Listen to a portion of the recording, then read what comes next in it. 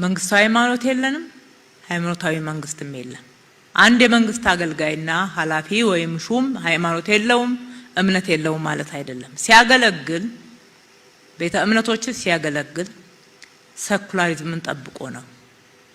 የራሱ እምነት ወገንተኝነትን ጠብቆ ሳይሆን በገለልተኛነት እንዲያገለግል 1 2 3 ተብሎ የተሰጠ የመንግስት ኃላፊነትን ተቋሙ እንደ ተቋም አክብሮት ሰጥቶ ለምእመኑ ደግሞ እንደሚገባቸው እንደየመብታቸው የማገልገል እንጂ የሚያምንበት እምነት ወይም ደግሞ አባል ለሆነበት እምነት አድሎ የሚያደርግበት የሚቀርብበት ሌላውን ገለልተኛ የሚያደርግበትና ወይም ደግሞ እንዳይገለገሉ የሚያደርግበት አግባብን አይከተልም። በዚህ በኩል ችግር አጋጥማችሁ ካገኛችሁ የግለሰቦች ችግር ነው።